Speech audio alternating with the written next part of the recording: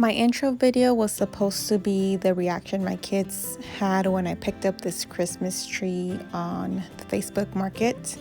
I got it the week of my birthday in July. But unfortunately, I was new at this and did not know how to record really well, so this is what I got. Oops, and my fingers over the camera. Christmas in July. Hey, I'm new at this.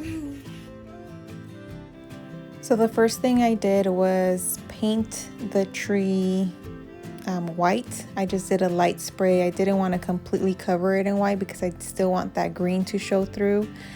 But I've done flocking before, and it does take a lot of that flocking powder for you to cover your tree. So I figured if I paint it white first, do a light coat, then it'll be a lot easier and faster when I start the flocking process. Oh my god, that sounds so funny.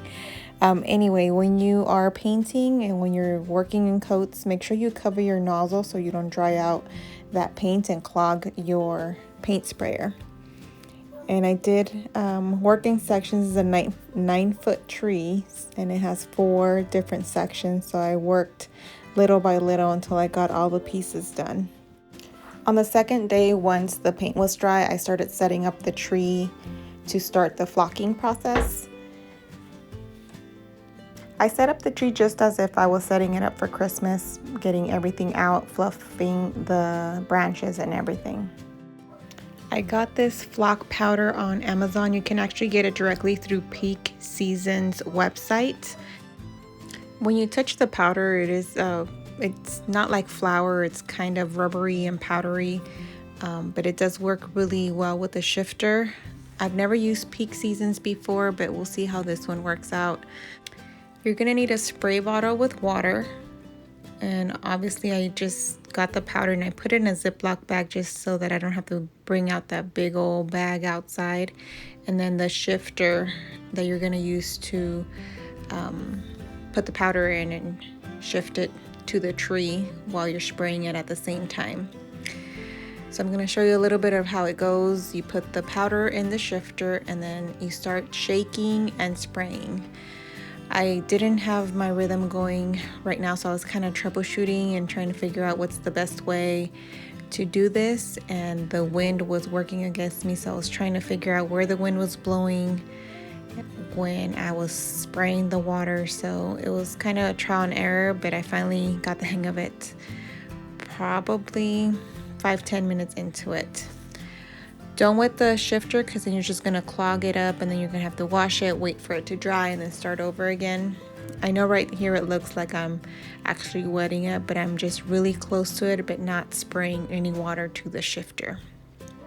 The spray bottle that I'm using is actually a Mr. Clean spray bottle that we had. I don't know if you've seen it before. It has like a yellow label, and I kept it because it does spray like a mist, which is what you need for you to be able to do this flocking method and get that nice even coating.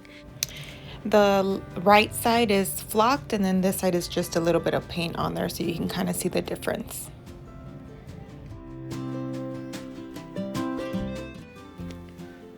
This is a time lapse of just the bottom section. Once I got the hang of it, I really got my rhythm going, and I really want that heavy flocked look. This is after probably 2 or 3 cups. I can't remember how much I used, but it wasn't much. A little bit goes a long way. I still want to do another coat just because I do like that heavy flocked look.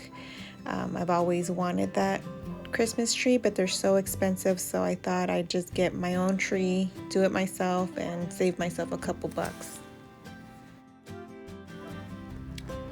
And here's a better close-up of the flocking on the tree, and this is the look I'm going for. I want that really heavy look for the branches, and I just have 4 more pieces to go. And again, I'm working in sections. I am separating each branch. Make sure you touch every single branch and fluff it like you would during the Christmas season. It's a lot of work, but if you don't do it, you're not going to get an even coat of that snow all over the tree. Now that I'm done fluffing the tree, I'm gonna start again with the flocking powder. Start shifting and spraying and working my way all the way around the tree. And this probably took me all day because I did want the areas to dry. Take a look at it once it's dry and see if I was happy with it. If I wanted more, I'll just add more, and you can just build up the flocking effect more and more each time. It did feel funny to shift and then shake the water bottle too. I wasn't very coordinated. It's kind of like when you tap your head and rub your belly. Once I shook that shifting powder, I was also shaking the spray bottle, and there was no need to do that, but it's just my coordination was not all that great. I'm so happy with how it looks. Look how pretty that snow looks in California that we will never probably see. These trees are very easy to move. You just grab the center and turn it, so you don't have to move your ladder or anything that you're using to climb, just so you can get to the upper parts of the tree. Because I did decide to paint the tree lightly white, you can see that not everything is flocked, but you will not be able to tell because there is some paint on some of those little branches and it blends nicely. For the top part of the tree, I just set it on actually my Halloween trick-or-treating basket, and I'm just gonna work on the floor because it's a 9-foot tree, so the ladder that we have is 8 feet, and it would just be too much if I just keep going up and down, up and down. So I started with the flocking down below. I want to show you a close-up of the shifting and the spraying so you can see how it clings to the branch and it reacts and hardens once it dries. And here it is all done. I'm happy with how it looks. Would I be happier if it was a little heavier? Yes, but once I get all the decorations on it, you won't even see the little bit of green that's left. It's probably more of a natural snow effect on the branches. Even the center has a little bit inside and it's heavier on the outside. So we'll call it done for now, let it dry, and then I'll set it up inside. This is a pre-lit tree, and with all that water that I used in the flocking powder, I was worried that maybe it would not light up. But once I set it up inside, plugged it in, it did work, so I was really happy. I love how some of it got on the lights and it even made a bigger glowing effect. So that's it for this video. Thank you for watching and stay tuned for how I decorate this one.